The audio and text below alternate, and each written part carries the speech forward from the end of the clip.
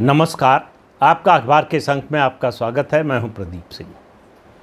Operation सिंदूर, भारत ने एक operation किया और उसका इम्पैक्ट न केवल पाकिस्तान पर बल्कि पड़ोसी देश चीन पर भी पड़ रहा है।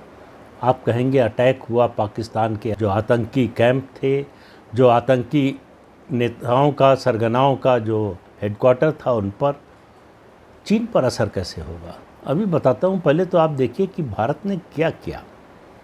भारत ने जो किया उसी से आपको समझ में आएगा कि चीन पर क्या असर होगा और बाकी क्या कर सकता है, आगे क्या कर सकता है भारत, उसका चीन पर क्या असर होगा। तो इससे आपको पूरी तस्वीर स्पष्ट हो जाएगी। पहली बात ये कि ऑपरेशन सिंदूर, इसके लिए भारत की सेना ने LOC या इंटरनेशनल बॉर्डर क्रॉस नहीं किया। हमारी पैदल सेना घुसी नहीं सीमा के अंदर पाकिस्तान की। हमारी एयरफोर्स ने एयर स्पेस को जो है वायलेट नहीं किया, घुसे नहीं। नेवी ने तो कुछ नहीं किया। अभी जो हुआ है वो केवल मिसाइल और बम का हमला हुआ है। जो हमला हुआ है उसमें जिस तरह से बिल्डिंग्स गिरी हैं उससे लगता है, कुछ दो तरह के मत हैं। कुछ लोगों का कहना है कि ये स्कैल्प का इस्तेमाल हुआ, कुछ लोगों का कहना है कि हैमर बॉम्ब का इस्तेमाल हुआ है।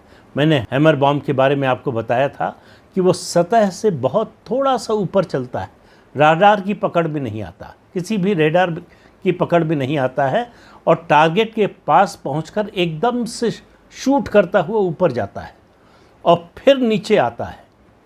आप देखिए कि जो मसूद अजहर का जो मुख्यालय है उसको जिस तरह से उड़ाया गया है, वो छत पर आया, छत से फर्स्ट फ्लोर पर, फर्स्ट फ्लोर से ग्राउंड फ्लोर, उसके बाद तहखाने में गया। जब अंदर पहुंच गया तब फटा और पूरी बिल्डिंग धराशायी हो गई। तो ये भारत ने किया। ये सब तो आपने वीडियो के जरिए देख लिया। इस बार सबूत मांगने वाला कोई आपको मिलेगा नहीं। जो लोग जो है राफेल के मॉडल पर नींबू और मिर्च लगाकर पूछ रहे थे कि ये कब उतारा जाएगा, अब उनको वो नींबू और मिर्च जो है अपने नेताओं के गले में पहना देना चाहिए। लेकिन अभी भारत में जो राजनीति चल रही है या जो चलेगी उसकी बात नहीं कर रहा हूँ, चीन की बात कर रहा हूँ। पाकिस्तान के पास अपना तो कुछ है नहीं। पाकिस्तान समय समय पर आप देखते हैं कि वो घोषणा करता रहता है कि हमने इस मिसाइल का, अब्दाली का परीक्षण किया, गौरी का परीक्षण किया, गजनवी का किया, और वो परीक्षण करके भारत को डराने की कोशिश करता है कि हमारे पास भी बड़ी मारक मिसाइल है। दरअसल ये सारी मिसाइल चीन से उधार ली हुई, तोहफे में मिली हुई हैं, जिनका रंग और नाम बदलकर वो अपनी मिसाइल बताता है।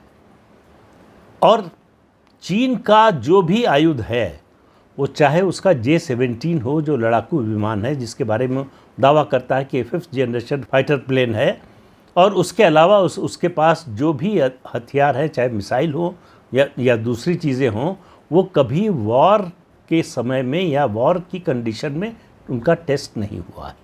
उनकी क्षमता क्या है, उनकी मारक क्षमता क्या है, इसकी परीक्षा कभी नहीं हुई है। और सबसे बड़ी बात, जिस पर पाकिस्तान को बड़ा गुमान था कि हमारे पास ऐसा मिसाइल डिफेंस सिस्टम है, एयर डिफेंस सिस्टम है कि परिंदा भी पर नहीं मार पाएगा। भारत कोई भी हमला करेगा तो उसका जवाबी और मुंहतोड़ जवाब दिया जाएगा।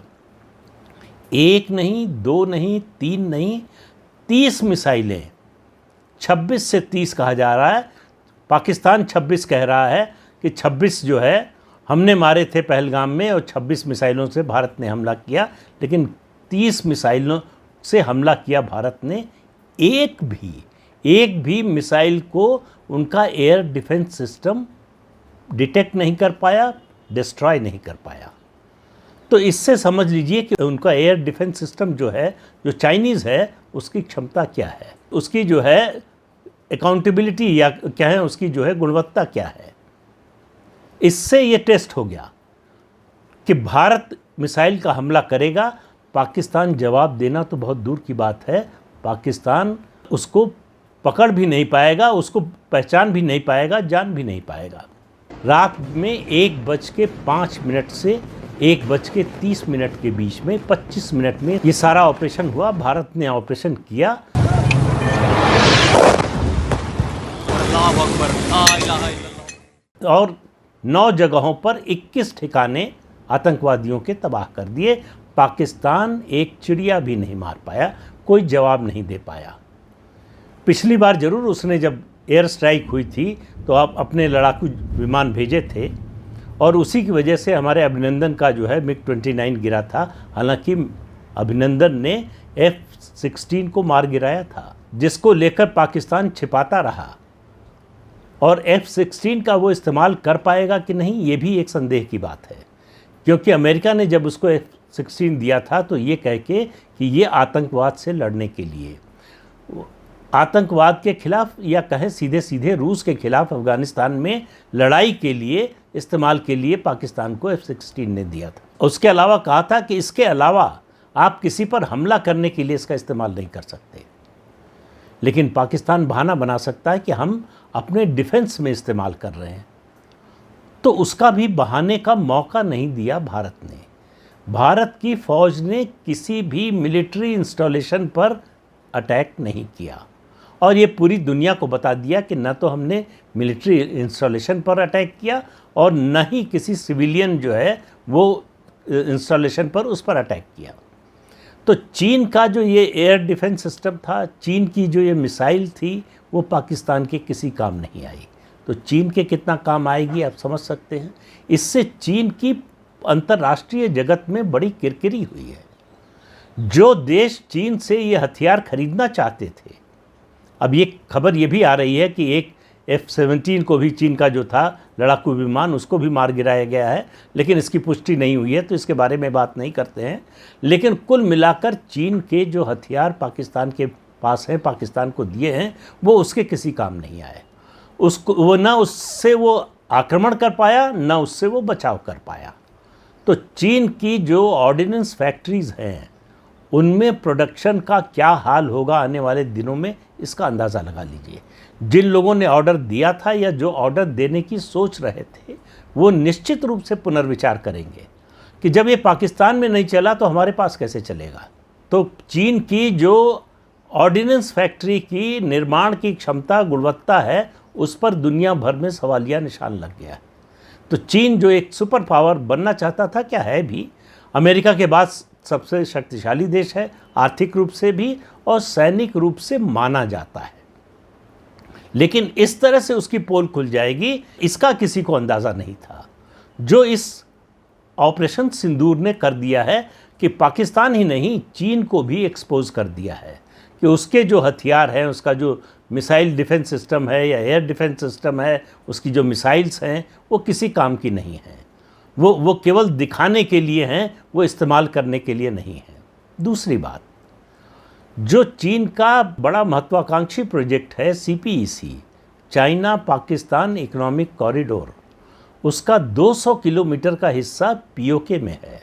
POK पर भारत कब कब्जा कर लेगा, इसका किसी को पता नहीं है। न पाकिस्तान को पता है, न चीन को पता है। पाकिस्तान रोज़ आशंका में जीता है। चीन के मन में भी ये चिंता है कि अगर भारत POK पर कब्जा कर लेगा तो उसके इस महत्वाकांक्षी प्रोजेक्ट का क्या होगा। चीन का ये महत्वाकांक्षी प्रोजेक्ट फंसा हुआ है बलूचिस्तान में भी।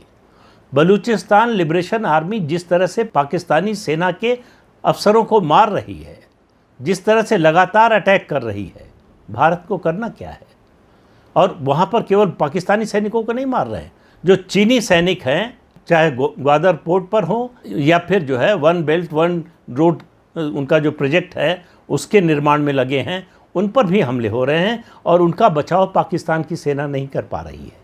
अब ये हमले और बढ़ने वाले हैं। तो पाकिस्तान का, पहले भी मैंने कहा था, 3 फ्रंट खुलने जा रहा है। एक बलूचिस्तान का, एक खैबर पख्तूनख्वा का, और तीसरा जो है अफ़गानिस्तान से लगी जो सीमा है उस पर तहरीके पाकिस्तान तालिबान, उसका अटैक। भारत को इन तीनों को सपोर्ट करना है। और उसके अलावा पाकिस्तान के साथ साथ अगर चीन को भी मुश्किल में डालना है, अब ये भारत सरकार का फैसला होगा, पॉलिटिकल लीडरशिप का फैसला होगा, तो वो भारत में, दिल्ली में बलूचिस्तान की जो एग्जाइल में सरकार है उसको मान्यता दे दे, उसका दफ्तर यहाँ खोल दे। सिर्फ इतना करना है। उसके बाद आप देखिए किस तरह से पूरी राजनीति इस इलाके की बदलती है। तो इस समय केवल पाकिस्तान नहीं, चीन की भी नस भारत की पकड़ में है। चीन के लिए भी मुश्किल पैदा कर सकता है भारत, क्योंकि कई क्षेत्रों में यह कहा जा रहा है, बहुत सारे एक्सपर्ट्स कह रहे हैं कि ये जो पहलगाम का हमला हुआ ये चीन के इशारे पर हुआ। चीन नहीं चाहता कि भारत की ताकत बढ़े, चीन नहीं चाहता कि जम्मू कश्मीर में शांति व्यवस्था बहाल हो, चीन नहीं चाहता कि भारत विकास करे और आर्थिक रूप से उसके लिए चुनौती बने। वो जो ट्रंप टैरिफ वॉर में फंसा हुआ है उसमें वो चाहता है कि भारत कमज़ोर हो, उसका फ़ायदा भारत को न मिलने पाए, चीन से फैक्ट्रियां निकलकर भारत ना आने पाए। इस सब की कोशिश में भारत में एक अस्थिरता पैदा करने की कोशिश हो कि भारत में स्थितियां स्थिर नहीं हैं, सुरक्षा व्यवस्था ठीक नहीं है, इसलिए इन्वेस्टमेंट के लिए जो इच्छुक हैं, जो जानने वाले हैं, वो रुक जाएं। अब इसमें कितनी सच्चाई है ये तो पता नहीं, लेकिन इसमें चीन का हित तो दिखाई देता है। लेकिन इस हित का कब तक बचाव करेगा पाकिस्तान, जो अपना बचाव नहीं कर पा रहा है। अब पाकिस्तान में अभी तक जो बना हुआ था, देखिए 78 साल लग गए, 77-78 साल हम लोगों को ये भ्रम तोड़ने में, ये मिथ तोड़ने में कि हम पाकिस्तान में पीओके में तो कर सकते हैं, लेकिन पाकिस्तान में, और वो भी पाकिस्तान के पंजाब में, कोई कार्रवाई नहीं कर सकते। भारत ने आज वो करके दिखा दिया। भारत ने जो बहावलपुर में किया है और जो उसके अलावा जो मुनीरके में किया है, उससे पाकिस्तान के मन में, सरकार, अवाम और सेना तीनों के मन में ये डर बैठ गया है कि भारत किसी भी समय कोई भी कार्रवाई कर सकता है और अंदर कहीं तक भी घुस के मार सकता है। उसको न तो बॉर्डर क्रॉस करने की ज़रूरत है उसकी सेना को, और न उसकी एयरफोर्स को जो है एयर स्पेस क्रॉस करने की ज़रूरत है। यही फ़र्क है 2019 और 2025 में।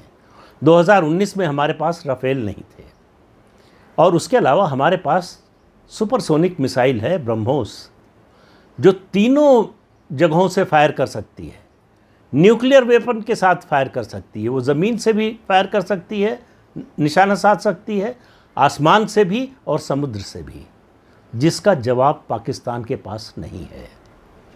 और चीन को भी अच्छी तरह से मालूम है कि ब्रह्मोस मिसाइल की जद में चीन का भी बहुत सारा इलाका आता है, तो इसलिए चीन इसमें जो है सीधे तो पढ़ने की कोशिश नहीं करेगा, लेकिन वो पाकिस्तान की मदद ज़रूर करेगा। लेकिन कितना कर पाएगा?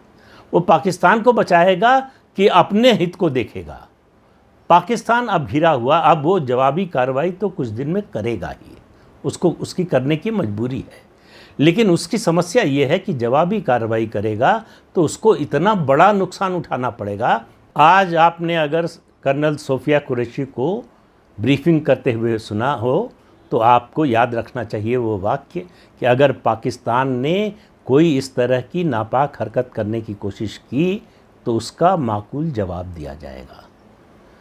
ये भारत की चेतावनी है पाकिस्तान को कि सोचना भी मत किसी कार्रवाई के बारे में, फिर भारत को बहुत बड़ा आधार मिल जाएगा उस पाकिस्तान के सैन्य ठिकानों पर हमला करने का। तो पाकिस्तान तो संकट में है ही, लेकिन पाकिस्तान की इस शर्मनाक हरकत जो उसने पहलगाम में की, उसके कारण चीन भी संकट में पड़ गया है। चीन के लिए भी मुश्किल खड़ी हो गई है।